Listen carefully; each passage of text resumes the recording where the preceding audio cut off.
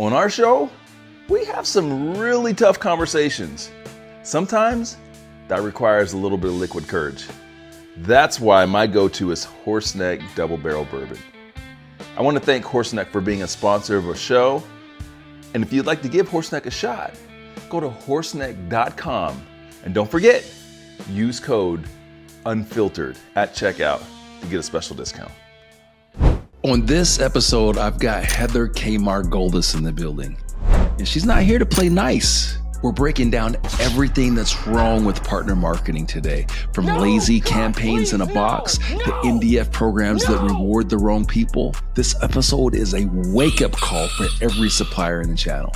If you're still marketing like it's 2015, Bro, what are you talking about, you're getting left behind. Heather's going to drop the truth on why most channel events flop, how to actually support partners with real marketing, and why content without a strategy is just noise. I'm talking about no fluff, no filters, just the real talk that this industry desperately needs. You guys ready? Let's get it. Here to show up and show out. Here to show up and show out. What? Here to show up and show out. Here to show up and show out. Yeah. Here to show up. Welcome to Shut the Hell Up and Sell Unfiltered, the podcast that's not afraid to tackle the uncomfortable truths and bad habits that keep you from reaching your potential. I'm your host, Ronnell Richards, award-winning sales expert, author, and top influencer in technology channel sales. Each week, I sit down with industry influencers and top performers for bold, honest conversations that are designed to cut through the noise and deliver real, actionable advice that you can apply immediately to grow your career and boost your sales success. No fluff, no excuses, just real talk, real influencers, and real results. Let's get into it. Here to show up and show out. Here to show up and show out. Yeah.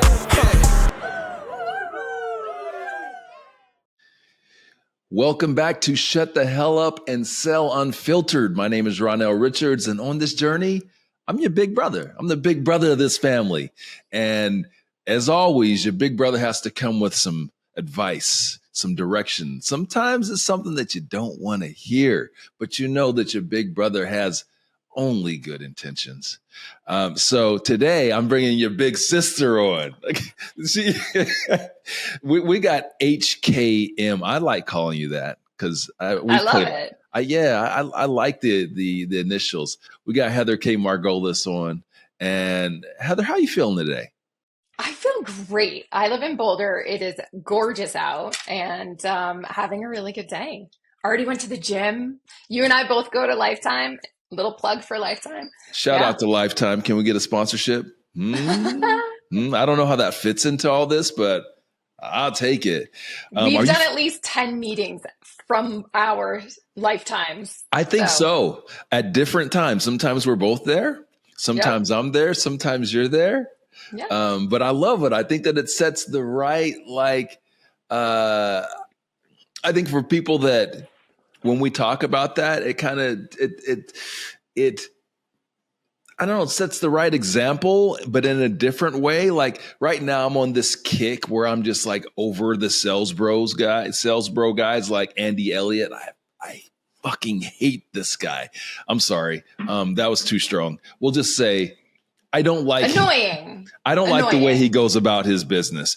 But these guys, the sales bro guys, they're all about like toxic masculinity and in the gym. And, you know, if you don't have abs, you can't sell and all this BS. And so where you and I, we just understand this is part of what we need to do to be the best versions of ourselves. Yeah. And we have yet to have like a pose off. So we're not doing any flexing, and we're just trying to be our best selves, right? Yeah. So, you know what, as we get into this, because I always start with the hot seat questions so people can, you know, we can establish a little bit of rapport. This isn't one of my normal questions, but I'm going to ask you, why do you go to the gym? What does it mean to you? I've always been somebody who prefers working out. I have no hand-eye coordination, so playing basketball in high school was really embarrassing. And I actually started babysitting at a gym in high school, and they gave me a free membership. And it was the first time that I felt a sense of accomplishment. And I feel like I've always sort of struggled with my fitness. I'll say I had some pretty major back issues, solved those, got divorced very amicably, and lost a ton of weight and then had like skin. So I started going to the gym and now it changes. I cannot function if I haven't been to the gym in the last 2 days. Like I'm not a nice person to be around. I feel a sense of accomplishment. Everything, the endorphins, I get some really great ideas while I'm on the treadmill or doing a lift. And community. Like I decided to go to a gym Oh 20 yeah. minutes away from my house because I knew everybody in Boulder already. And just like these people, I'm totally anonymous. Nobody knows anything about my career or my family. And it's just so nice to like be a sort of anonymous person. What a great point. Like the community aspect of it. Like I'm not Mr. There's a buddy of mine at the gym. Shout out to Tim.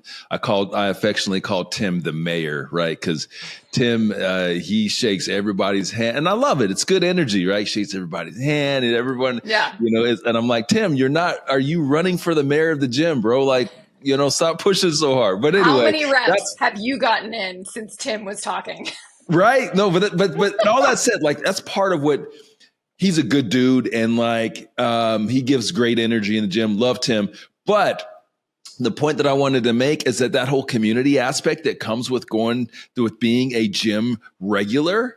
I have probably about a half a dozen people at the gym, and I'm not a guy that likes going through there. And, again, I'm not running for gym mayor, so I'm not shaking hands and kissing babies all day.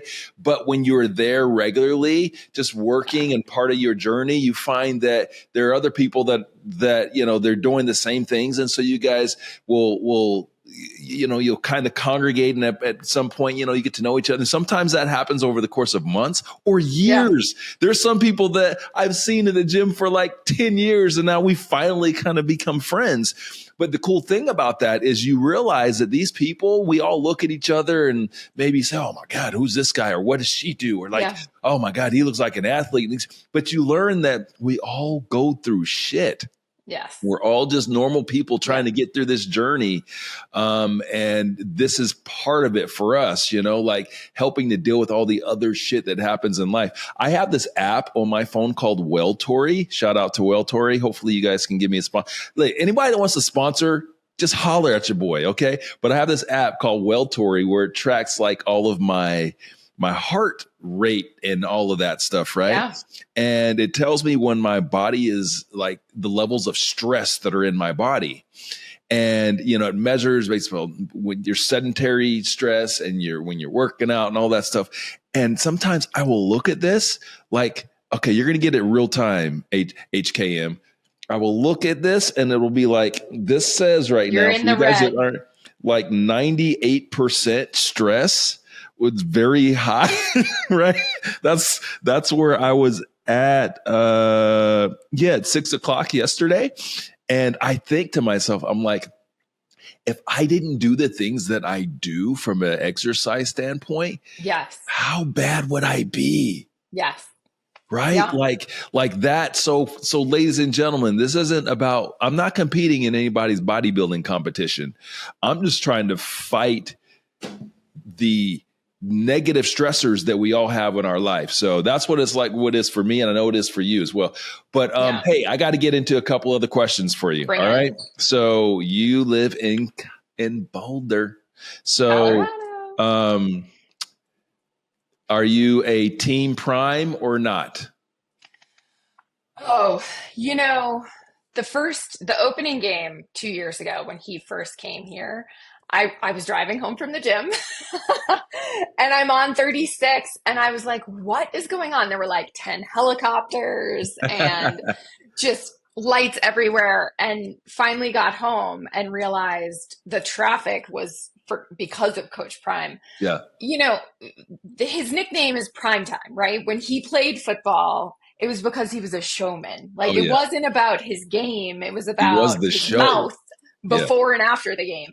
And I feel like that's still a lot of it. I did sit behind his son Shiloh on a flight, and he was like, people were like, oh my God, that he was such a nice, grounded kid. I don't want to call him a kid. He's like 20, but I just feel like he obviously has lived this his whole life, has been surrounded by Yeah. fame. And he just was such a sweet guy. Like all these ladies who realized who he was and then were taking pictures like right in front of him. I was like, at least turn your volume down so you don't hear the. So I think it's great. I think he's really helped the CU No doubt. team and the Boulder economy. But I can't say that I'm like, yay, I hope he's not going to stay. Shiloh's going to graduate and he's going to be done. Okay. All right. All right. Hip hop or country? Yes. You can't choose. You got to choose one. I'm going to send you my gym mix. It's more hip hop, but the country that it is just so good. There's a little bit of country in there, more hip hop. I know all the words to so many 80s and 90s hip hop. Okay, well, I'm going to go hip hop because for you, on your behalf, because that's what I rock with, and I rock with you. So we're going hip hop. Okay. Love it. All right. Okay. Last one for you. Tell me the hobby that you spend way too much money on.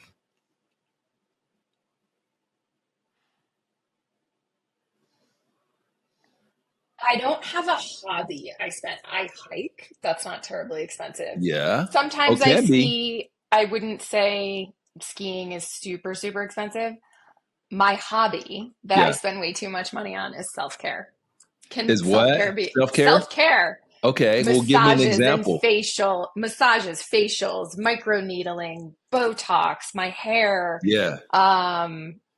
There's a place in Boulder called Sanctuary where you go do a cold plunge and then they have a hot tub and then they have a steam room and then they have a salt room. Like self-care is my hobby that I spend way too much money on.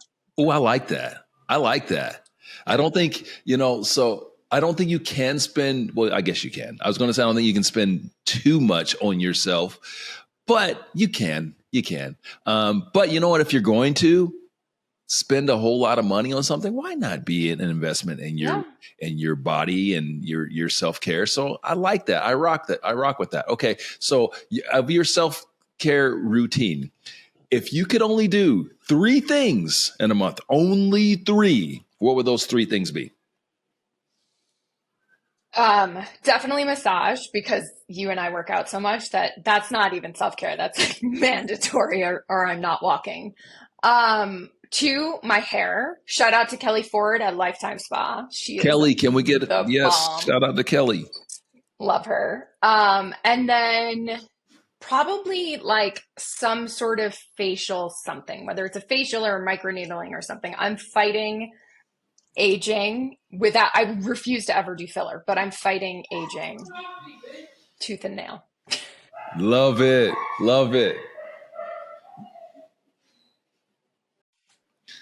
Okay, I love that. If I were to choose my own 3, I would say the massage, absolutely. Number 1 with the massage. Oh my God. I got to tell you, a lot of those things that you mentioned, I've done or do, and I don't love them. They're not fun. They're not fun for me, but I do it because I I'm supposed to, and I have to. Oh, here's a new one for me. IV. Oh, yes. IV infusion. That's a new, okay. I started it with channel partners. Yep. Okay, so last channel partners, my first time doing IV, and I did it twice and spent way too much money because I got the Vegas tax, right? It's like $500, but I will never go and do Vegas again without the IV. Because one of the challenges is whenever you get there, especially coming from Atlanta, is I can't stay hydrated. I don't care how much water, I just can't stay hydrated. And then when I'm there, it's a party town. So, I'm usually going to be enjoying some beverages, which also helps with dehydrating. That's not a help, but causes some dehydration. And then, I'm there for an event or something. So I'm like having a good time. And I'm not thinking about, did I chug my my water every hour. So like that IV from a hydration standpoint and some anti-inflammatory stuff in there, some A little some bees, immunity so that all of because that. you're in Oh my Vegas God. and it's It was dirty. a game changer. I will never not do that. But once I got home, I'm like, I got sick about a week after Channel Partners. Sorry, Lifetime. This is also, we've mentioned Lifetime now. This will be the fourth time. I mean, I feel like you're I got primed. a shake at Lifetime. And then I worked out, had a great workout, got a shake, and then went for a walk. And like 30 minutes into the walk, I'm like, something's not right, right? And there was clearly, I got some sort of bug, some maybe food poisoning or whatever from the shake, right? That said, first of all, that's the only time that's ever happened to me. Okay, so you get a mulligan on that, Lifetime. But I went the next day, I was just feeling like crap. And so I went and I got the IV to get hydrated and all that stuff, and it helped. So now I am a massive fan of the IVs. I am going to do a little bit more research and see how I can work that into my regular routine, right? Into a way to just make sure that I'm staying hydrated because, as we're on this path to live forever, hydration's important, 100%. Right? Yep. All right. That was fun. I always love talking to you, HKM. Same. We have such good banter. Reminds me of that the thing that we did. Was that a year ago when we battled back and forth? What did we call it? The best part of that whole thing was the sass talk before. Like I was in Mexico with my kids. There's a video of you like punching a bag, like prepping, and I'm sitting by the pool. I was like, I'm fine. I'm totally marketing prepares, sales doesn't. So it was great for those of you blast. that missed that. It was a sales versus marketing, like the little showdown thing that we did. And you guys can go to Say Less Academy, and that's actually on the platform right now for free. So you guys can check it out. But we sparred a little back and forth. That was fun. So we got to do that again. All right. Time for business. Bring it. Are you ready for this? I am not, but bring it anyway. All right. Listen, everyone, big brother and big sister here to have some real talk. The focus of this season of Shut the Hell Up and Sell Unfiltered is to have real, honest conversation about the challenges that are in front of us and the gaps that we're facing. And, Heather, you and I have had tons of conversation off camera where we've talked about these things. So I know it's going to be hard for you to come with that one item that'll be the focus of this particular conversation. But, the reason that I do this and we want to do this is not just to like rant and say, hey, listen, we suck at this. The channel is just shitty here. No, it's about, hey, listen, we suck here or we're shitty here, but here's how we got to face it, right? We got to recognize the truth for what it is. And then what do we do to address it? So what is that topic that you want to discuss today that's going to have everyone next week saying, oh shit, did Heather say that? Did Ronnell say that? Yeah. What is it? I think the thing that people have blinders on and are just doing because they've always done it is really around partner marketing, helping partners market themselves. And it's always been this line item, like, yep, I have a portal. Yep, I have a PRM. Yep, I have a 3-channel marketing automation tool. Yep, I have a bunch of my least liked, my most hated term, campaign in a box. We were saying that 20 years ago and it was dumb then. But just like filling these platforms with a ton of content that isn't how we do marketing anymore. Like, when's the last time you did a series of emails for no reason with one piece of downloadable content? Wow, you're right. A long ass time ago. More importantly, when was the last time it was effective? Right. Because to your Even point, longer. To your point, you're like, what I'm hearing from you is like, okay, we're checking these boxes just to check the boxes, but we're not thinking about outcomes. And so effectively, and this is, I think this is super important because as marketers, like y'all are always so challenged to show ROI to CROs and channel chiefs. So, if we're just checking those boxes and not thinking about the outcomes that we're trying to deliver for partners, well, you're not going to really deliver outcomes. And then when it comes time to like cut expenses, well, where do they go first? Exactly. But it's not that you shouldn't do partner demand gen and support your partners. It's that you should do it right. So the way that we market today, you and I especially, we leverage content that's SEO and AEO enabled. So SEO is the old school search engine optimization. AEO is now optimizing blog content and other website content for voice question. When you're like, hey Siri, where can I go get a blah, blah, blah? You now need to optimize for that. And making sure that you have things pointing into your website at all times. So a lot of people would say, digital ads are not for B2B. I totally disagree. Totally disagree.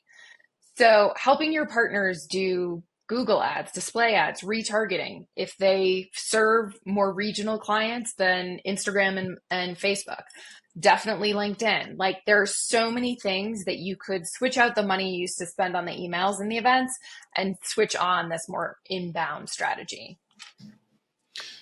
As you were talking, I wanted to pull up some statistics or some numbers to kind of confirm a thought that I was having. And listen to this.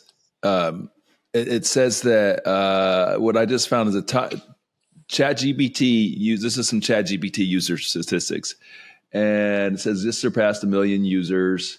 It gets 5.19 billion visits per month, and that's just one AI platform. Here's where I'm going with this. As you're talking about, I'm hearing you talking about like content and putting the content out there.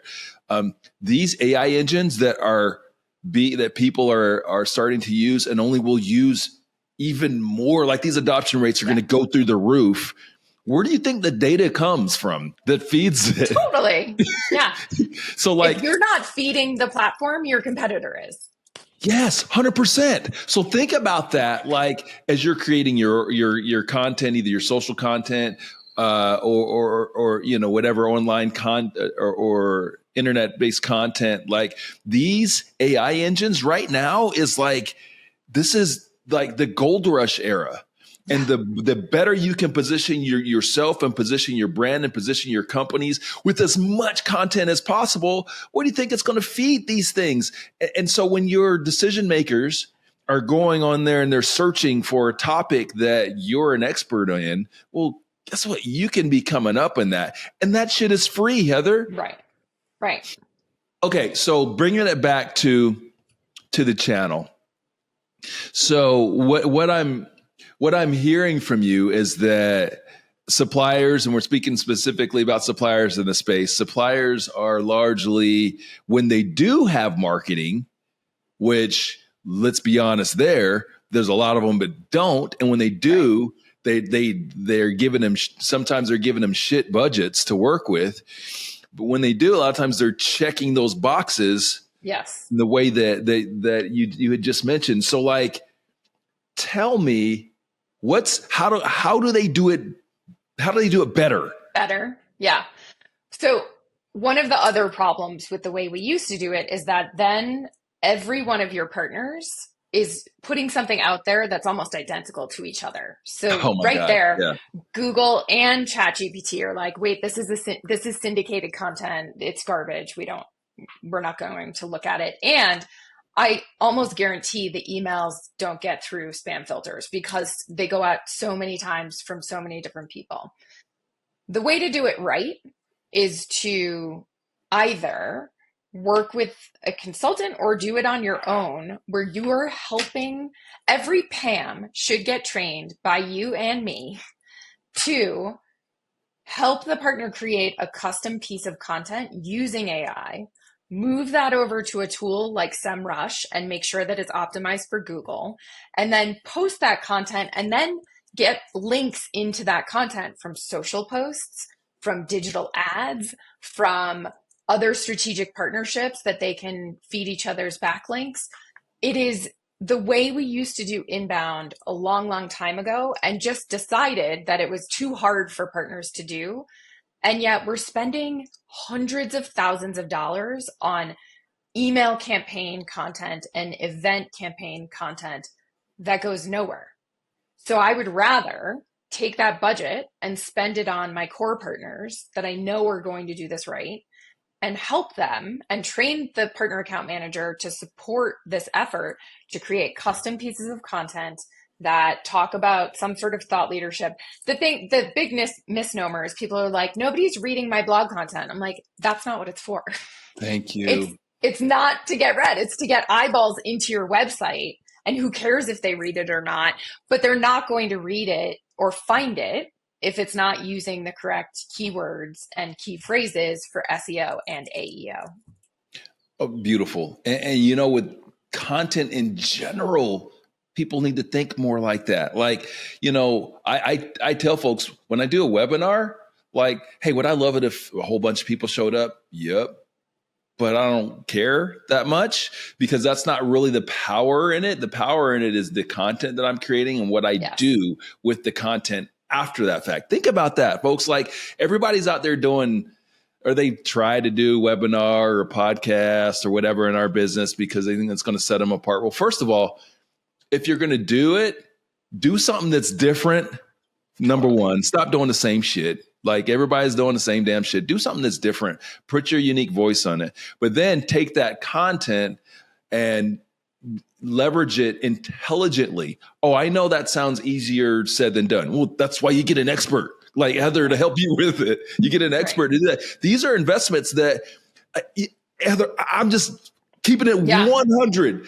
This is one thing that frustrates the hell out of me is that we spend so much money on bullshit. Yes. And we don't think about investing in what I feel to be fundamental infrastructure building activities and people and consultants, namely marketing and sales. So like we will spend a shit ton of money on events, on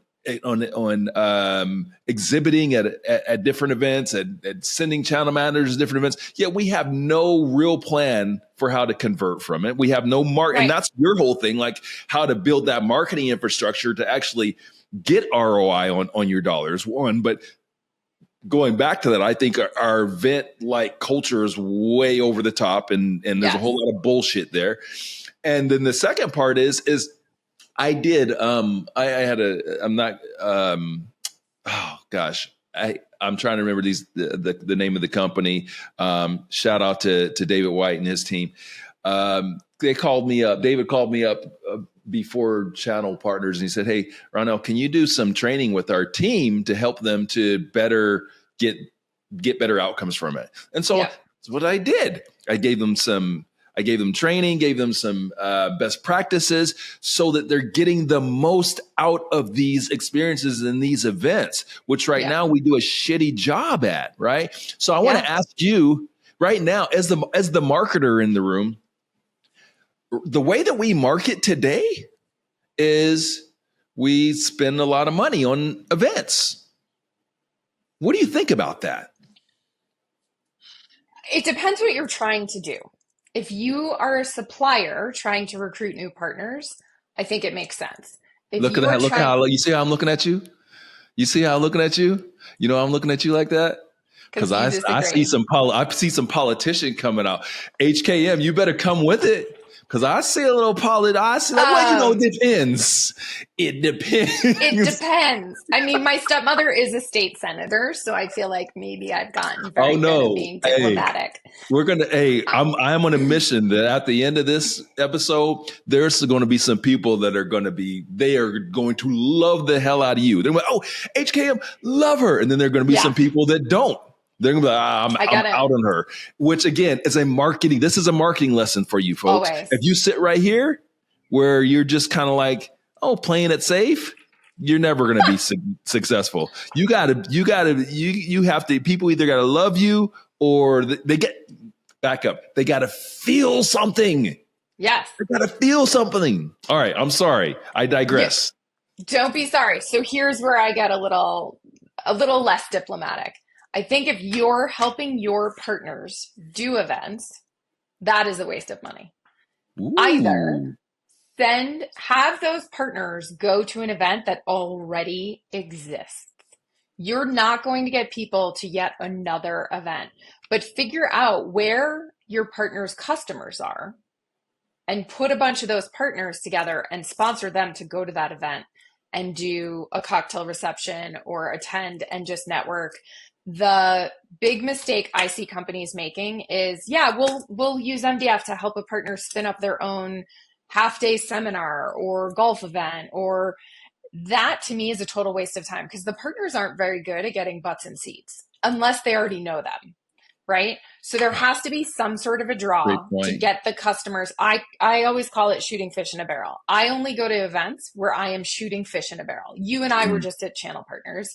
Channel Maven does a sponsored, thank you for sponsoring, a sponsored cocktail reception. We're in the Venetian. It's at one of the nicer cocktail lounges in the Venetian. We had 60 attendees who were your and my prospects, and also people we have relationships with and know our reputation already. We're not hard selling, but we're talking to them about what's going on in their industry and where their partner program and resources could use support. But it's not a hard sell. That type of my customers are already at this event. I'm going to do something to get their attention while they're at this event is way more influential and successful than I'm going to do my own event and hope that people come and like interrupt their day and make one more thing that they have to attend. That doesn't make sense. Oh, I love that. And here's what I heard from that. And to your credit, you're not preaching this stuff. You're living it. As one of the sponsors of your event, you are very prescriptive in how you communicate it to your sponsors, saying, "Listen, this is who we want in the room, and anyone that's not this person, hey, I love them, but they're not getting a ticket." So thank you for that. But here's what I hear in what you just said, that largely when partners are doing these sorts of events or whatever, there's no plan. And there's no real structure to it. Now I won't paint a super broad brush because I am very aware of some of you out there that crush it with this sort of these sorts of events. I've heard some CTO events and things in different cities. But by and large, a lot, to your point, you ask for money to do an event and the people that show up in those events are existing customers or friends. And there's not a whole lot of power in that. So what I would say is that this is an issue and an opportunity. Because this is something that I've done, as you know, and all you guys, hopefully you guys are watching this, I've done shit tons of events, okay? With my company, Business and Bourbon, we've done lots of events. We've brought out communities and all over the country. But I think what makes us successful is we have a plan, we have a structure, and we execute on that. So think about this, suppliers. Why don't you have a structure? Why don't you have a plan? Why don't you have so part of what I am trying to get people to understand, Heather, is that you have to truly be a better partner to your TAs, to your MSPs. And that means modeling what success is for them. Why don't you already have a plan in place that you can plug said partner in and say, hey, listen, here's our model for how events are executed. Okay. And here's how we do every aspect of it. And we have everything ready to go. Now you have to come with this and these commitments. You got to come with your list. You got to come with whatever things that are going to be necessary. But that way you're not only creating a great opportunity for them to do an event, but more importantly, you're setting them up for success and setting yourself up for success, because now you can get ROI. Here's another thing I'm pissed off about. I have one for you when you're done. I want to hear this and then remind me. Last thing, and because I want your opinion on this. MDF, because we got to talk about this, because MDF is what funds these sorts of events. Here's what frustrates the hell out of me. I see MDF used as a reward and not as a development tool. Yes. Hear me out. Reward as opposed to a development tool. Oh, I'm successful. Here's some MDF. I'm already successful. What about all of these folks that need to be developed? Right. And we're hesitant to give them MDF. I understand they haven't given you any revenue yet, but if you have these sorts of plans in place that I'm talking about, if you have these types of vehicles in place where you can plug MDF in, where you've built it out, and you've got these partners that are putting in work, and they maybe haven't made it happen yet, but you can help them to make it happen. Why aren't we doing more of that? All right, that's a little pet peeve of mine. All right, HK, what you got? As a response to that, I think we are I love giving money to those that I think could grow. And are they not growing with you because they're selling your competitor? Like people assume that they're just not capable. I don't think it's that. I think that they're selling somebody else, or they have ideas. Here's what I was going to say, and this may not be well received. The people that sometimes suppliers have in charge of partner marketing are not actually good at marketing. So they're doing what they've always done. They're doing campaigns in a box. They're doing events in a box. They're not promoting the events using any sort of digital ads or any sort of marketing trends that have shifted. Marketing changes every 6 months. If you're doing what you did 5 years ago, it's never going to work. I'm going to say that again.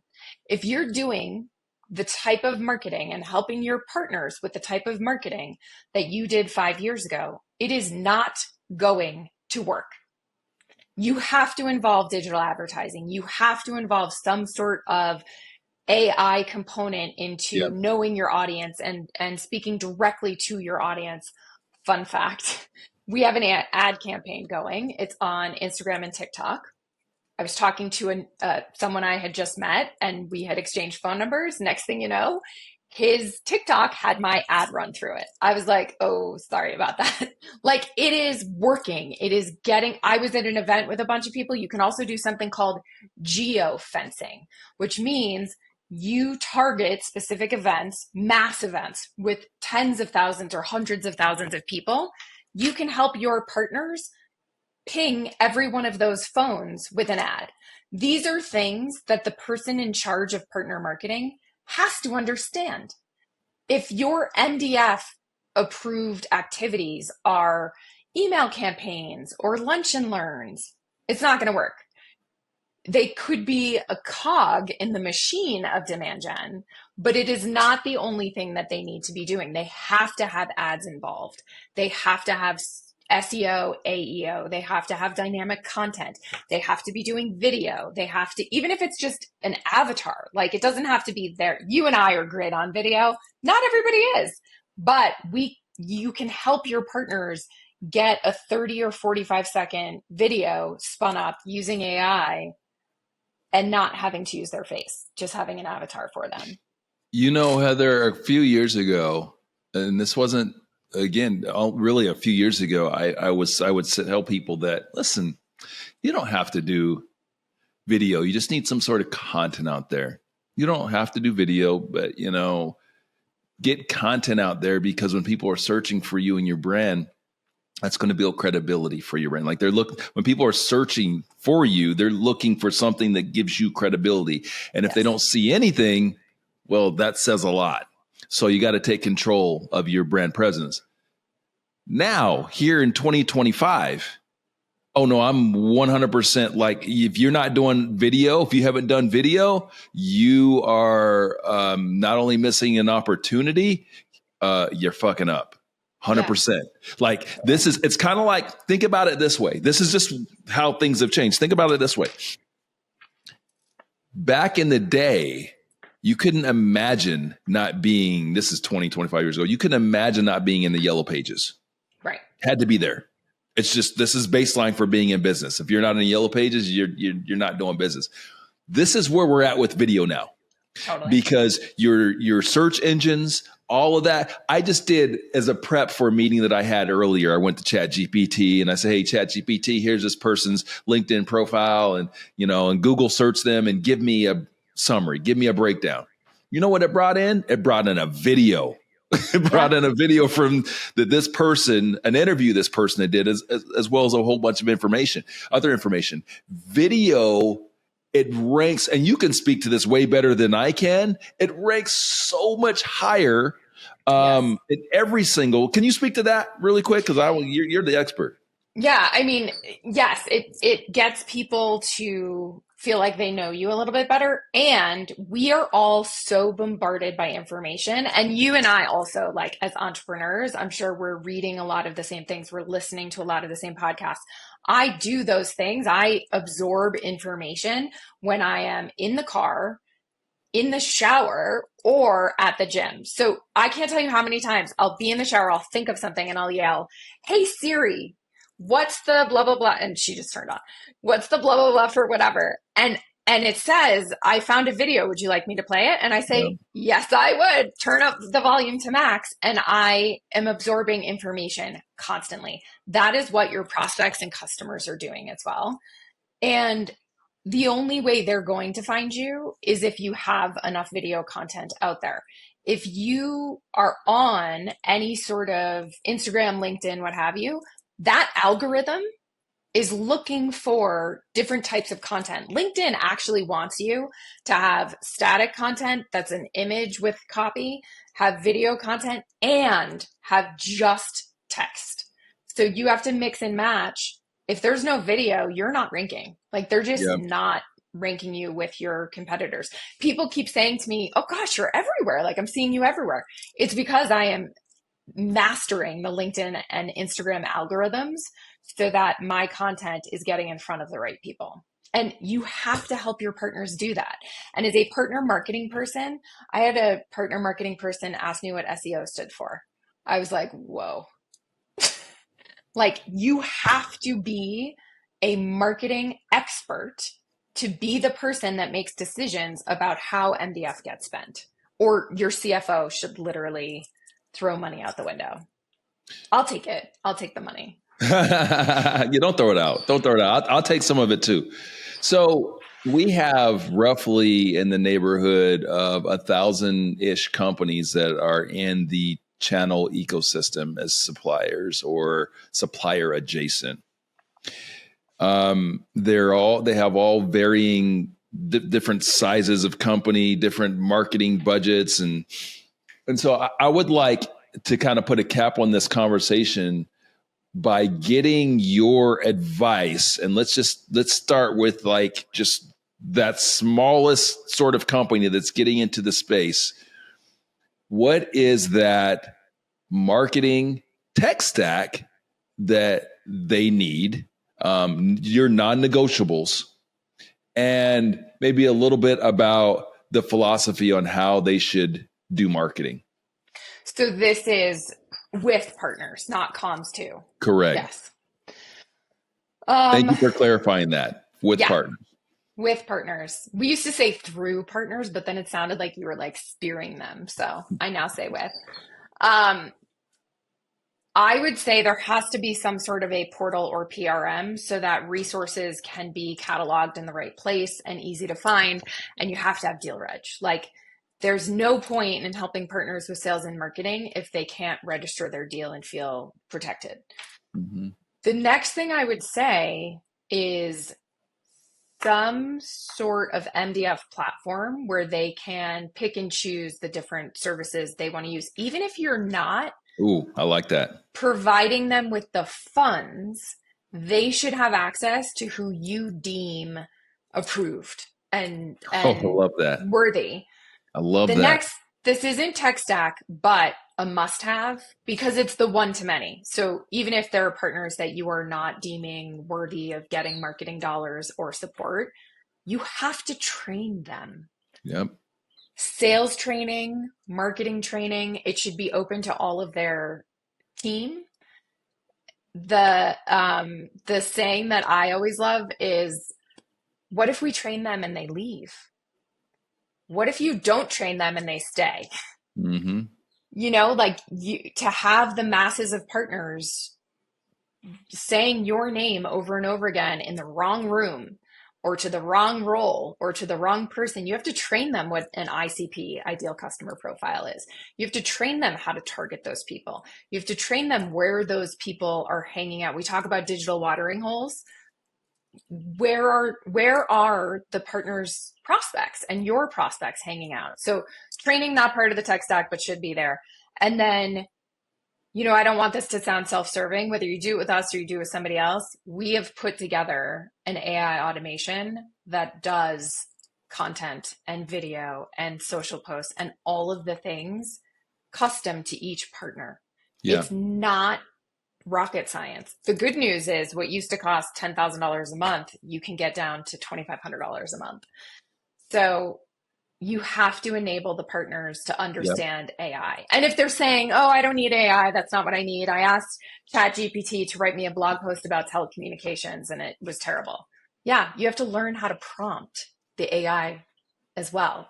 Yeah. Like the way that I feed the ChatGPT when I'm trying to write a blog post for myself is much more specific. Please write a blog post about MDF and how it should be spent. And if you only had $2,000, what should a partner do with MDF?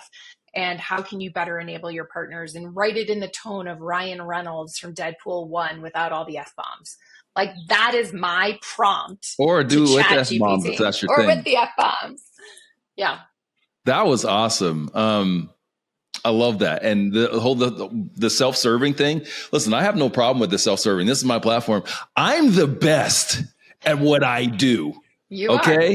So you can be self-serving, HKM, on my platform because you are very good and you are deserving of it. You've done the work. You are absolutely one of the best and your reputation speaks for it. So that's why. Can I do a humble brag for a second? You can do it humbly. You can do it without humility. I don't care.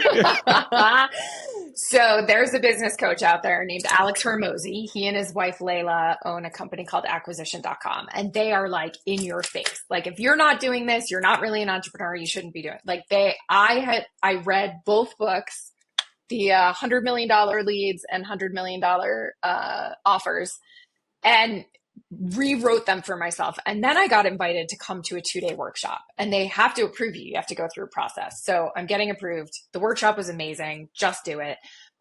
Only 10 people get up to ask a question to Alex. So like he's on stage, you're 10 feet away, and you feel like you know him because you've heard every 800 something podcast. And my question was about, do I stay in the IT and telecom channel, or do I broaden Channel Maven 2.0? Do we do other industries that sell through channel? And he asked me a bunch of questions. And then after his response, which was, you seem like you're one of the best, you should stay. His response after that, when it came out on the podcast, was, Heather knows her shit. And I was like, this is a guy who like runs $100 million organizations. And when you know your niche, and this is what you have to help your partners do. When your partners are so good that they can't help but get business, that's when you need to harness that and help them get in front of people who don't know them yet. Oh, I love it. So what came out of that is your focus on the community that you want to serve. And I can relate 100%. Yes. I have divested myself of other industries that I've been consulting and working in because the need is great here. And what it is that you do, what it is that I do, and is not only needed, but there is a passion. There is a sense of responsibility as folks that have been in this space for a long time to make it better and to help to continue to evolve it and make it better when we leave it. You had mentioned, I want to bring back home your point in terms of the advice that you gave. And so what I heard from that is we need to be better. And again, if you guys rewind that, listen to the specific advice that Heather gave, but it all comes down to being a better partner and enabling our partners to be successful. For far too long in our business, we've expected the partner to come already ready. Like, Yes. like basically like those cookies that you get that are like the take and bakes. Like, okay, it's got everything. Boom, bake it up. Let me tell you something. I have on good authority, guys. We're adding every year. We're adding somewhere between, depending on who you talk to, 2,000 to 4,000 new partners in our community. These are agents, MSPs, consultants, TAs, whatever you want to call them. And the most valuable skill set, the most that you can have as a supplier in the space, as a channel manager in the space, is to be able to develop new people. Yes. And if you take that advice that Heather gave from a marketing perspective, you take the advice that I get from a sales perspective, and you create structure to make people, to get people successful faster and nurture them, you're going to crush it. Yes. And that fear of like you said, Heather, of training them up and they go someplace else. Okay, here's the reality of that. Well, that happens sometimes, but the vast majority of them, they're not going anywhere because you brought real value to them. Yeah. They're you human invested beings. in them. Yeah. Right. They want to do more business with you because you invested in them. It's like, it drives me crazy when people are like, oh, the partners are such bad marketers and I can't believe we're doing all this for them. And why should we send them a consultant? When's the last time you implemented your own infrastructure? Like, I go to an accountant to do my accounting. I have a landscaper who mows my lawn. I have a house cleaner. I'm decent at house cleaning. Do I want to do it? Hell no. Why are we so adamant that partners have to be good at sales and marketing? It's utter bullshit. You want them to be good at what they are gifted at and chosen for and excel at, and you want them to do what you're good at too. It's so dumb. Like, let them hire a consultant, give them some money, and help them. Like, do it for them. You think you're a better sales and marketing person? Then fucking do it for them, because they're not good at it because they don't have to be. Heather, check this out though. Here's one of the things that you said and all that. It's like, you think they're good at because you're good at it. Knock, knock. A lot of our channel managers and partner development managers aren't good at sales. That's the other thing. You have to train your internal team. Leaders talking to you. That was weird. Why did I say knock, knock? I was going to make that didn't work. Knock, knock joke. This is, I don't know. I'm off the dome. I'm off the dome, guys. I'm off the chain, whatever you want to call it. So sometimes things pop in. You're so frazzled because Heather dropped an F-bomb. Is that, I'm like, oh, yeah, I wasn't expecting that, but I love it. I'm here for it. All right. So the point that I'll make in that is that we need to do a better job of modeling the behavior and success that we're expecting. Okay. So if I am a leader, I'm a channel chief, whatever, and I want my partners to be better sellers, we'll make our channel managers better sellers, train our channel managers, give them the skills. And then what you'll see is that they'll now be able to train their partners on those things. Yes. Right. And so again, back to my previous point, we got 5,000, whatever it is, that number of new entrants into the space. There's so much opportunity to develop people. Yes. Because quite frankly, it's just never been part of our model. I'm not saying that, suppliers and TSDs don't have tools and all those things. Sure, they do. But we've expected and become used to take and bake cookies. Yeah. Okay. And now with the competition that's in the space, you got to do better. Yeah. You got to do better if you're going to survive in it and you're going to be successful. 100%. All right. Last thoughts, HKM. Last thoughts. Tell people where they can do business with you. Yeah. So channelmaven.com. I am all over LinkedIn. Make sure you use my middle initial K when you search for me. Otherwise, you find not me, someone who has been in a certain other industry for a very long time. Use the middle initial. And now people are going to do it without the middle initial just to find out. Oh shit, what is it? Yeah. I've done that. All right. So I already know. Hey, thank you, Heather, for hanging out with me. It's always such a joy. I appreciate your vulnerability, your honesty. And most importantly, to all of you that are watching this or listening to it, thank you. thank you for honoring us with your attention. I hope that you felt that it was of value to you. We're not pulling any punches. This is something that we're doing here that isn't being done on any other platforms on this level. And as I said earlier in the conversation, it comes from some altruism. It comes from responsibility and a passion. And I hope you guys felt that passion on this episode.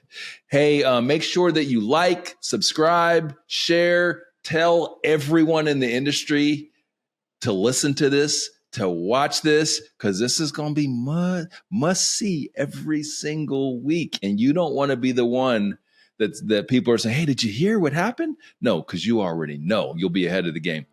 HKM, till next time. Ronnell, thank you so much. And thanks everyone for tuning in.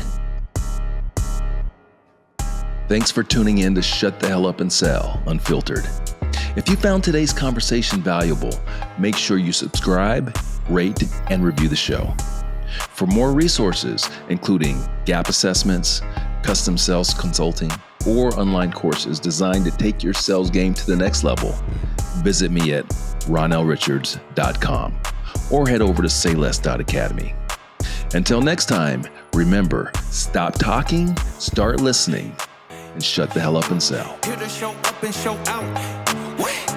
Here to show up and show out. Here to show up and show out. Yeah.